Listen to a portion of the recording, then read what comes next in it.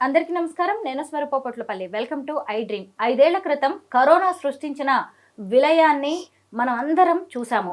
అయితే 5 ఏళ్ల తర్వాత మరో వైరస్ మనల్ని వణికిస్తోంది. ఇది 2001లో వచ్చిన వైరసే అయినా కానీ కొంత గ్యాప్ తర్వాత మళ్ళీ జనాల్లోకి ఈ వైరస్ అనేది విజృంభిస్తోంది. ముఖ్యంగా ఇది 14 ఏళ్ల లోపు పిల్లల మీద ఎక్కువగా ఎఫెక్ట్ చూపిస్తోంది. అసలు ఈ వైరస్ ఎలా స్ప్రెడ్ అవుతుంది, దీని లక్షణాలు ఎలా ఉంటాయి, ముఖ్యంగా మనలో పిల్లల్లో ఇమ్యూనిటీని ఎలా పెంచుకోవాలి, ఇలా వీటన్నిటి మీద మనకు విశ్లేషణను అందించడానికి, మన డౌట్స్ క్లారిఫై చేయడానికి సీనియర్ పీడియాట్రిషియన్ డాక్టర్ బృందారెడ్డి నాతో పాటు ఉన్నారు. ఆవిడతో మాట్లాడదాం. మేడం నమస్తే. నమస్తే అండి. చైనా వైరస్ పెద్దగా ప్రమాదకరం కాదు అని తెలిసినా కానీ జనం భయపడుతున్నారు. సరే, ఏదైనా సరే prevention is better than cure కాబట్టి మనం ఎలాంటి జాగ్రత్తలు తీసుకోవాలనే దాని గురించి మాట్లాడదాం. ముందుగా దీని సిమ్టమ్స్ ఎలా ఉంటాయి, ఎలా స్ప్రెడ్ అవుతూ ఉంటుంది ఈ వైరస్? సో HMPV వైరస్ అంటే హ్యూమన్ మెటానోమో వైరస్ అండి. ఇది ఇప్పుడు కొత్తగా వచ్చింది ఏమీ కాదు. 2001లో నెదర్లాండ్స్లో డిస్కవర్ చేశారు. అండ్ కొన్ని సీరోలాజికల్ టెస్ట్లో 1958 నుంచి కూడా ఉన్నాయని కొన్ని స్టడీస్ ఉన్నాయి. NCBI రెఫరెన్స్ ప్రకారం ఉన్నాయి. ఇది వచ్చినప్పుడు ఎలా ఉంటుందంటే నేసల్ కంజెషన్ అంటాం, nose block, cold, cough, fever, ఇవన్నీ కామన్ వైరల్ ఇన్ఫెక్షన్స్లో వచ్చినట్టే వస్తుంది. కొన్నిసార్లు డయేరియా ఉంటుంది. సివియర్గా ఉన్నప్పుడు లోవర్ రెస్పిరేటరీ ట్రాక్ట్ ఇన్ఫెక్షన్స్ అంటాం, అంటే బ్రాంకైటిస్ లేదా న్యూమోనియా వచ్చే అవకాశం ఉంటుంది. సో ఇది వచ్చినప్పుడు మనము ఇది person to person droplets through spread అవుతుంది. అంటే ఇన్ఫెక్ట్ అయిన పర్సన్ దగ్గినా తుమ్మినా అప్పుడు మనం అటు ఉన్నప్పుడు ఒక డిస్టెన్స్ వరకు అప్పుడు మనకు వచ్చే అవకాశం ఉంది. వేరే ఏంటి అంటే contaminated surfaces, suppose infected person nasal secretions లేదా అలా క్లీన్ చేసుకున్నప్పుడు బై మిస్టేక్ కిడ్స్ ఎక్కడైనా టచ్ చేసినప్పుడు మనం ఆ సమయంలో అక్కడ ఉండి మళ్ళీ మనం ముట్టుకున్నప్పుడు మన ఫేస్లో ఐస్, నోస్, మౌత్ టచ్ చేసినప్పుడు వచ్చే అవకాశం ఉంటుంది. సో దీనికి క్లెన్లీనెస్ అనేది చాలా ఇంపార్టెంట్. హ్యాండ్ వాష్ రెగ్యులర్గా చేసుకోవాలి. 20 సెకండ్స్ హ్యాండ్ వాష్ నీట్గా చేసుకోవాలి సోప్తో.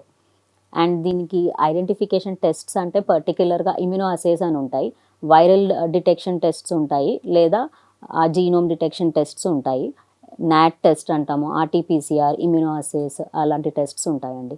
ప్రివెన్షన్ ఎప్పుడు బెటర్, ఎందుకంటే దీనికి స్పెసిఫిక్గా యాంటీవైరల్ అంటూ ఏమీ ట్రీట్మెంట్ లేదు, ఓన్లీ సిమ్టమాటిక్ ట్రీట్మెంట్ ఉంది.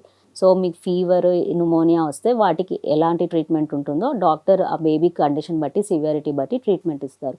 ఎవరు జాగ్రత్తలు తీసుకోవాలి అంటే చిన్నపిల్లలు and elderly people, more than 65 years ఉన్నవాళ్ళు, లేదా immuno compromise people, underlining chronic health conditions ఉన్నవాళ్ళు, లేదా ఆస్తమా ఇలా ఉన్నవాళ్ళు ఎక్కువ జాగ్రత్తలు తీసుకుంటే మంచిది. ప్రివెన్షన్కి మనము ఇంతకు ముందుగా నేను చెప్పినట్టు హ్యాండ్ వాష్ చేసుకోవాలండి సోప్ అండ్ వాటర్తో. మనకి కరోనా వైరస్ అనేది చైనాలోని వుహాన్లో పుట్టింది కాబట్టి చైనా వైరస్ అనగానే ముందుగా మనం భయపడిపోతున్నాం. కానీ ఇది 2001 నుంచి ఉన్న వైరసే.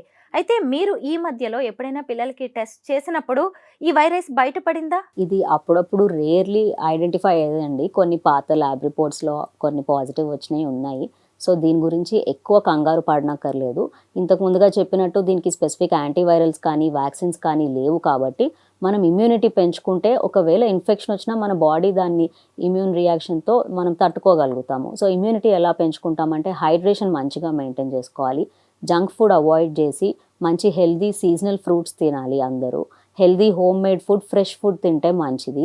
ఎవరన్నా ఇన్ఫెక్టెడ్ పర్సన్ ఉన్నప్పుడు వాళ్ళని కాంటాక్ట్ అవ్వకపోవడం మంచిది. అండ్ మీకు సపోజ్ ఎవరైనా సిక్ ఉంటే, డౌట్ ఉంటే కనుక ఒక 3 to 4 days వరకు వేరే వాళ్ళని కాంటాక్ట్ అవ్వకుండా ఉండడం మంచిది. ఒకవేళ ఇన్ఫెక్ట్ అయిన పర్సన్ని ఎవరైనా కేర్ టేకర్ ఉన్నా వాళ్ళు regular hand washing and precautions తీసుకుంటే మంచిది. కోల్డ్, కాఫ్ ఇలా ఉంటే మాస్క్స్ వేసుకోవడం మంచిది. పబ్లిక్ ప్లేసెస్లో, క్రౌడెడ్ ప్లేసెస్ కొన్ని రోజులు అవాయిడ్ చేస్తే బెటర్.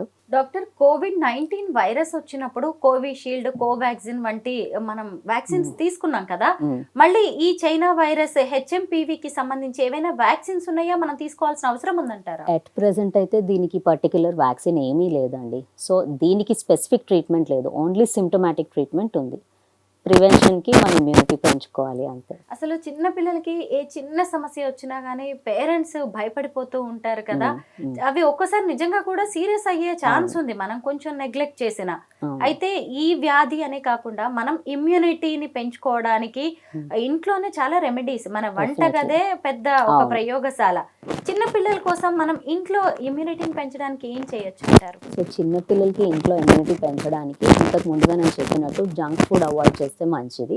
ఎస్పెషలీ వర్కింగ్ పేరెంట్స్ ఉన్నప్పుడు processed meals, ultra processed meals and morning serials ఇవన్నీ కొందరింట్లో అలవాటు కాబట్టి ఇలాంటివి అవాయిడ్ చేసి ఈజీ రెసిపీస్, క్విక్ రెసిపీస్ ఏమన్నా ఎవరి ఫుడ్ అలవాట్లు బట్టి వాళ్ళు చేసుకుంటే better, at least around this time. So అది కాకుండా నట్స్, ఆమండ్స్ ఇవన్నీ చాలా హెల్దీ ఫ్రూట్స్ అండ్ వెజిటేబుల్స్, ఏం అలర్జీస్ లేకపోతే non veg, egg and meats కూడా మంచిది. లిమిటెడ్ క్వాంటిటీస్లో న్యూట్రిషియస్ ఫుడ్ తీసుకోవడం మంచిది. హైడ్రేషన్ మంచిగా మెయింటైన్ చేసుకోవాలి. ఎక్సర్సైజ్ చేయాలి. ఎక్సర్సైజ్ చేస్తే కూడా బాడీ ఇమ్యూనిటీ పెరుగుతుంది, స్ట్రెంగ్త్ పెరుగుతుంది. ఇన్ఫెక్టెడ్ పీపుల్కి వీలైనంత వరకు అవాయిడ్ చేస్తే మంచిది. మాస్క్స్ వాడితే మంచిది. తల్లిపాలు అమృతంతో సమానం అంటారు కదా. అయితే ఈ బ్రెస్ట్ ఫీడింగ్ మదర్స్ ఉంటారు కదా, ఆ పిల్లలు దీని నుంచి బారిన పడే ఛాన్స్ ఉండకపోవచ్చేమో కదా, ఎందుకంటే తల్లిపాలు తీసుకునే వాళ్ళలో మిగతా ఫుడ్ కంటే కూడా ఇక్కడే వీళ్ళు స్ట్రాంగ్ గా ఉండే అవకాశం ఉండొచ్చేమో. ఫస్ట్ థింగ్, మదర్ నుంచి మీరు అన్నట్టుగా ఇమ్యూనిటీ వస్తుంది, మదర్స్ మిల్క్ నుంచి వస్తుంది. ఒకవేళ మదర్ ఇన్ఫెక్ట్ అయితే అప్పుడు తన యాంటీబాడీస్ బ్రెస్ట్ మిల్క్లో ట్రాన్స్ఫర్ అవుతుంది. తను ఇన్ఫెక్ట్ అవ్వనప్పుడు స్పెసిఫిక్గా దీనికి యాంటీబాడీస్ ట్రాన్స్ఫర్ అవ్వవు. కాకపోతే ఇమ్యూనిటీకి హెల్ప్ అయ్యే ఇమ్యూనోగ్లోబ్యులిన్స్ అవన్నీ ట్రాన్స్ఫర్ అవుతాయి. కాబట్టి in a way it is still good, it still helps. నేను చైనాలో ఉన్న మన తెలుగు వాళ్ళతో కూడా కొంతమందితో నేను మాట్లాడాను డాక్టర్, ఇంటర్వ్యూస్ కూడా చేశాను. బట్ అక్కడైతే ఎలాంటి ప్రాబ్లం లేదు. మా పిల్లలందరూ స్కూల్స్కి వెళ్తున్నారు, ఆఫీసెస్కి వెళ్తున్నాం, మేము ఎప్పటిలాగే పార్క్స్కి వెళ్తున్నాం, పార్టీస్కి వెళ్తున్నాము, మీరెందుకు ఇంత టెన్షన్ ఫీల్ అవుతున్నారని మన ఇండియన్స్నే వాళ్ళు క్వశ్చన్ చేస్తున్నారు. మన దగ్గర ఎందుకు ఇలాంటి పరిస్థితి వచ్చిందంటారు? లాక్డౌన్ అని, మళ్ళీ మాస్కులు, శానిటైజర్స్, ఎందుకు ఈ హడావిడి మొదలైందని మీరు అంటే ఇది ప్రికాషన్ బెటర్ కాబట్టి maybe as a preventive measure ఇది చేసుంటారు. అండ్ మన ఇండియా కూడా one of the most populated countries in the world. So మనకు పాపులేషన్ ఎక్కువ ఉండి గ్యాదరింగ్స్ ఎక్కువ ఉంటాయి. ఇలాంటప్పుడు కొంచెం కంట్రోల్ చేసి ప్రివెంట్ చేసుకోవడం బెటర్, అందరూ ఒకరికొకరు స్ప్రెడ్ చేసుకోకుండా. అంటే ఎక్కువగా జనం గ్యాదర్ అవ్వకపోవడం కూడా మంచిదే కదా. సపోజ్ వచ్చిన వాళ్ళలో ఎవరికి ఏమీ లేకపోతే ఏం అవ్వదు, కానీ ఒకరికి వచ్చిన వాళ్ళ నుంచి వచ్చే అవకాశం ఉంది. అండ్ అట్ రిస్క్ పాపులేషన్ ఎవరంటే చిన్న పిల్లలు, లేదా elderly people, immunocompromised people, లేదా heart conditions, cardiac conditions, asthma ఉన్న వాళ్ళకి, వీళ్ళకి ఏమవుతుందంటే ఇమ్యూనిటీ తక్కువ ఉంటుంది. సో ఆ ఇన్ఫెక్షన్ వస్తే సివియారిటీ పెరిగి హాస్పిటలైజేషన్స్ ఇంక్రీజ్ అవుతాయి. అండ్ అండర్లయింగ్ కండిషన్స్ కూడా, ఒకవేళ బ్యాడ్ హెల్త్ కండిషన్ ఉంటే కనుక దీని సివియారిటీ ఇంకా బ్యాడ్ అయి ఎఫెక్ట్ అవుతారు కదా. సో ప్రికాషన్స్ తీసుకుంటే మంచిది. ఈ వైరస్కి సంబంధించి ఒక సీనియర్ పల్మనాలజిస్ట్ ఇంకొక అనాలిసిస్ కూడా ఇచ్చారు డాక్టర్. ముఖ్యంగా ఏంటంటే కోవిడ్ టైంలో పుట్టిన పిల్లలకి పెద్దగా లంగ్ సిస్టమ్, రెస్పిరేటరీ సిస్టమ్ స్ట్రాంగ్గా ఉండకపోవడం వల్ల వాళ్ళు ఎఫెక్ట్ అవుతున్నారు అనేది. ఎందుకంటే బెంగళూరులో కూడా ఒక మంత్స్ బేబీ ఎఫెక్ట్ అయింది. ఇప్పటికే 5 కేసులు మన దేశంలో రికార్డ్ అయ్యాయి. మీరేమంటారు దీని మీద? పాజిటివ్ కేసెస్ ఇంకా పెరిగాయండి ఇండియాలో. అదే ఒకసారి స్టార్ట్ అవుతే మన దగ్గర క్విక్గా స్ప్రెడ్ అయ్యే ఛాన్సెస్ ఉంటాయి. బికాస్ ఆఫ్ ద పాపులేషన్, వర్క్కి వెళ్ళినా గ్యాదరింగ్స్కి వెళ్ళినా మన దగ్గర పాపులేషన్ ఎక్కువ ఉంది కాబట్టి that is one of the reasons. And Covid తర్వాత ఎఫెక్ట్ అయ్యింది అంటే మేబీ కొందరికి కోవిడ్ వల్ల లాంగ్ టర్మ్ ఎఫెక్ట్స్ ఉన్నాయండి. వాళ్ళ ఇమ్యూనిటీ కండిషన్ బట్టి ఉంది. కొందరికి ఎక్కువ రోజుల సిమ్టమ్స్ ఉండడం, ఎక్కువ రోజులు సిక్ ఉండడం అవి అయ్యాయి.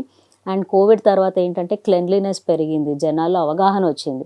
సో ఆ క్లెన్లీనెస్ పెరగడం వల్ల కూడా ఇంతకు ముందులా ఇమ్యూనిటీ లేదు. బికాజ్ ఇంతకుముందు చిన్న చిన్న ఇన్ఫెక్షన్స్ వచ్చినప్పుడు దాని ద్వారా ఇమ్యూనిటీ పెరిగేది. ఇప్పుడు క్లెన్లీనెస్ పెరిగేసరికి కొంచెం ఆ ఇన్ఫెక్షన్స్ వచ్చినప్పుడు సివియర్గా వచ్చే అవకాశం ఉంది. ఇది అందరిలో చూడము, కొందరికి అవ్వచ్చు.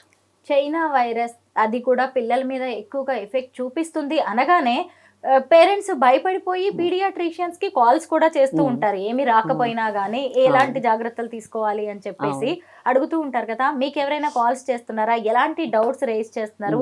మీరు ఎలాంటి క్లారిఫికేషన్ ఇస్తున్నారు వాళ్ళకి? సో మెయిన్లీ ట్రీట్మెంట్ స్పెసిఫిక్గా దీనికి ఉందా అని అడిగారు చాలామంది. స్పెసిఫిక్ ట్రీట్మెంట్ అంటూ ఏమీ లేదు. మనం ప్రికాషన్స్ తీసుకోవాలి. వచ్చినా కంగారు పడాల్సిన అవసరం లేదు. ఎందుకంటే ఇది కొత్తగా వచ్చిన వైరస్ ఏమీ కాదు, ఇది పాత వైరస్. అండ్ బిలో 5 years కిడ్స్కి ఇన్ఫెక్షన్స్ వస్తూ ఉంటాయి, కామనే. స్కూల్స్లో పంపించినా, కింద ప్లే ఏరియాస్లో ఎక్కడ పంపించినా వస్తాయి. ఎందుకంటే that's how they develop immunity also. ఇప్పుడు ఆ 5 years లోపు వాళ్ళు వ్యాక్సిన్స్ తీసుకుంటుంటారు, సైమల్టేనియస్గా డిఫరెంట్ కిడ్స్తో, డిఫరెంట్ ఇన్ఫెక్షన్ ఉన్న వాళ్ళతో ఎక్స్పోజ్ అవుతూ వాళ్ళకి అలా ఇమ్యూనిటీ వచ్చేస్తుంది. మైల్డ్ ఇన్ఫెక్షన్స్ వచ్చినప్పుడు కంగారు పడాల్సిన అవసరం లేదు. హెచ్ఎంపీవీ గురించి మీరు ఎవ్వరూ భయపడాల్సిన అవసరమే లేదు. అసలు అది ప్రాణాంతకమే కాదు. మామూలుగా మనకి జలుబు, దగ్గు, జ్వరం ఎలా వస్తాయో ఈ వైరస్ కూడా అలా వచ్చి వెళ్ళేదే.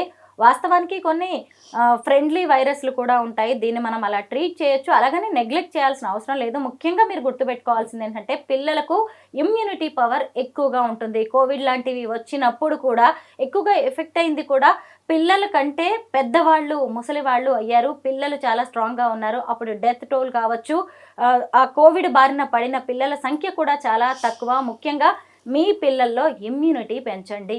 ఈ హెచ్ఎంపీవీ కాదు, కోవిడ్-19 కాదు, ఎలాంటి వైరస్ వచ్చినా వాళ్ళని ఏమీ చేయలేవు. Thank you so much doctor. Thank you అండి.